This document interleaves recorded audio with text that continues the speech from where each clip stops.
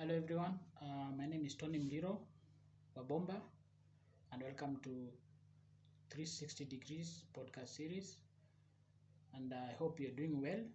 Well, today we're going to talk about the aspect of investment where you need to determine whether you are an investor or you are a speculator, and these terms are usually used interchangeably. So I think the difference is in terms of risk averseness and basically longevity of investment. If you're a speculator, you're basically holding your investment, be it shares, what do you call bond, of course, those that are maturing within the shortest period of time, like treasury bonds. You hold them for a shorter period of time, and basically, usually, to be the aim of making a capital gain. Capital gain is the in interest or profit you make from selling the shares of investment over and above the initial price you bought it. So that difference is what we call the capital gain. Uh, for investment, or if you consider yourself an investor, you put your investment or put your money in an option, shares, uh, what you call bonds or land for a longer period of time with the name of, for example, if it's for land to develop it, if it is shares to earn dividend over period. So basically, that's the difference between the two. But now, what informs the other? I think for what we call for speculation, basically, most people hold this investment with the aim of making a profit, of course, instantly. And I think some of the what we call challenges that come with this is that you don't need to borrow money to invest in a short-term investment that you are not sure of whether you will get something or not.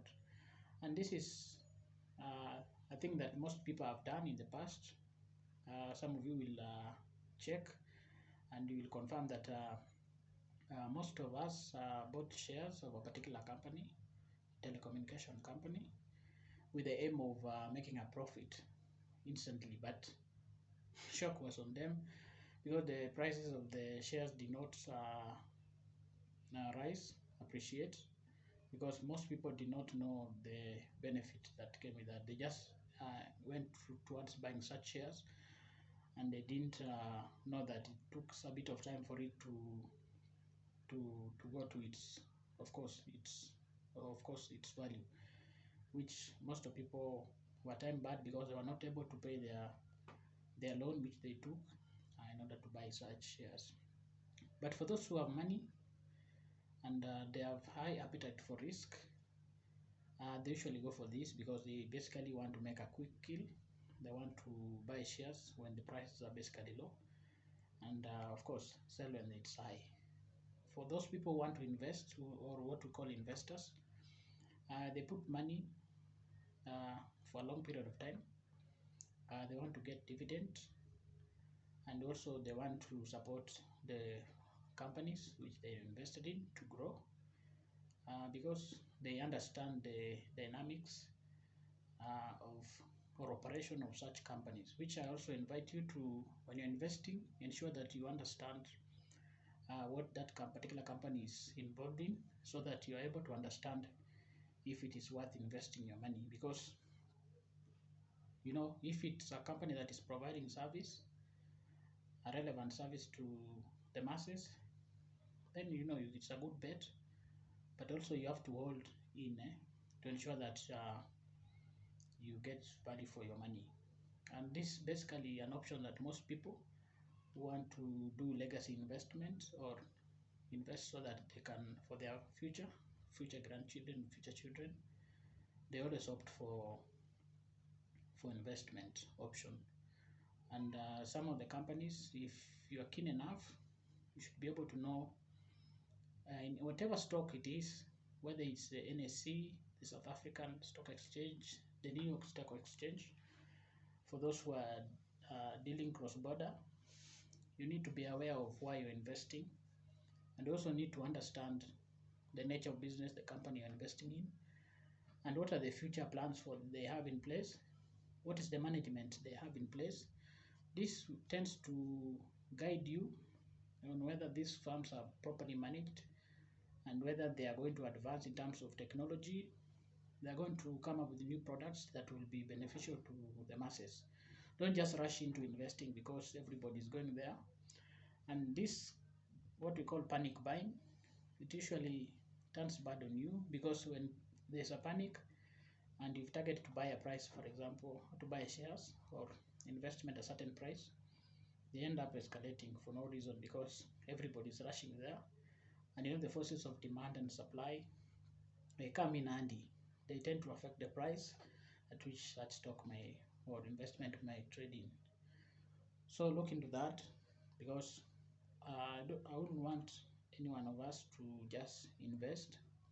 Learn about the investing.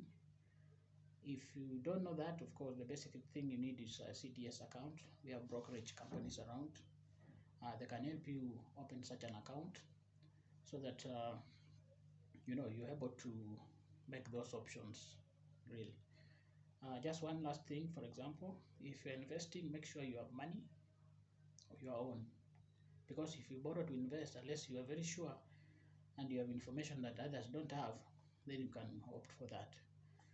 But for a long haul, do investing, buy stock or investment that will appreciate with time, that have good management, and that have plans to advance, to provide new services in a better way, so that it's about longevity, so that the value of those shares or stock or the company will normalize to give a true value for such organization.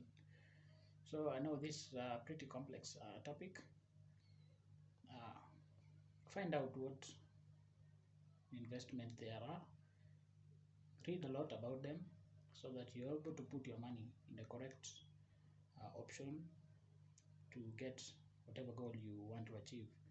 Otherwise, if there's any comment regarding this, kindly hit the comment section.